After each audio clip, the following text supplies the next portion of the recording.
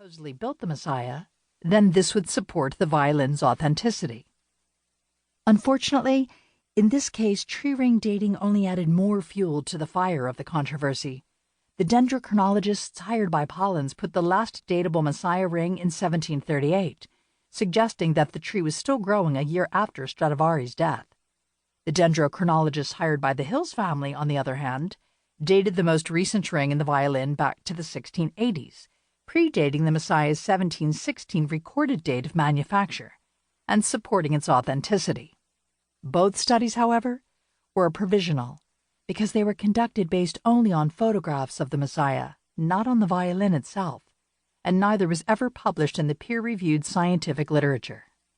Since this quarrel unfolded, the dendrochronological dating of musical instruments, and particularly string instruments, has grown in popularity and become much more sophisticated.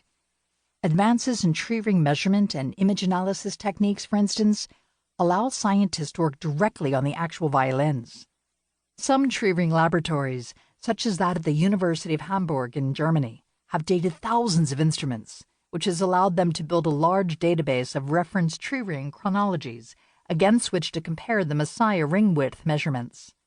Such reference chronologies from a wide range of tree species and geographical areas help not only to precisely date the wood of musical instruments, but also to determine their geographical origin, a technique called dendroprovenancing. In 2016, almost 2 decades after the Pollens Hill dispute, British dendrochronologist Peter Ratcliffe made use of his extensive reference database for Italian string instruments to put an end to the Messiah controversy. Through his research, Ratcliffe found that the tree ring pattern in the Messiah matched the pattern in another Stradivari violin, the 1724 Ex Wilhelmi, so well that the wood from both violins could only have come from the same tree.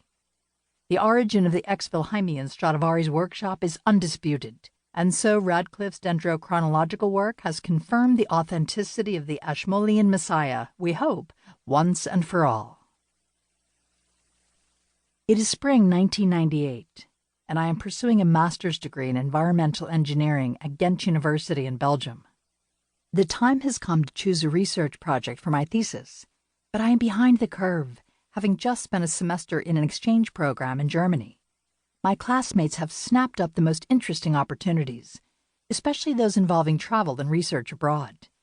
Anxious to secure a project before the summer break, I approached Professor Hans Beckmann, who teaches vegetation ecology and wood anatomy. He suggests that I consider studying tree rings in Tanzania. This is the first time I have ever heard about dendrochronology, but without much hesitation, I say yes.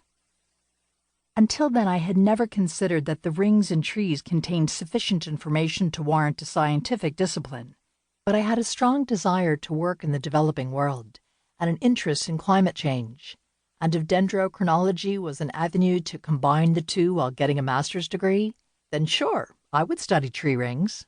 Few scientists in our field dreamt of growing up to be dendrochronologists.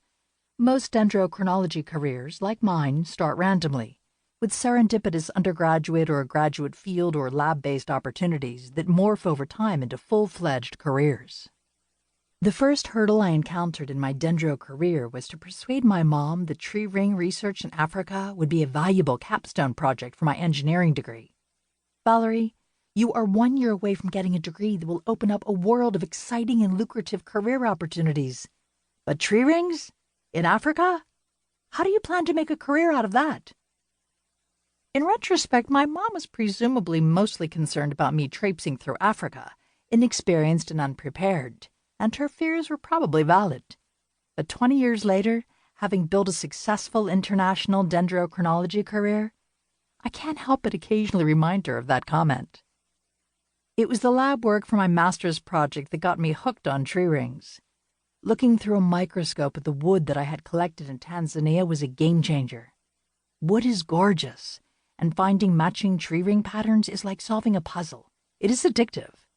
I spent hours in the flow of dendrochronology, fully unaware of time passing. When an opportunity opened up to do 4 more years of dendrochronological research while pursuing a PhD, it did not take me long to decide. My options at 25 years old were to either start a 40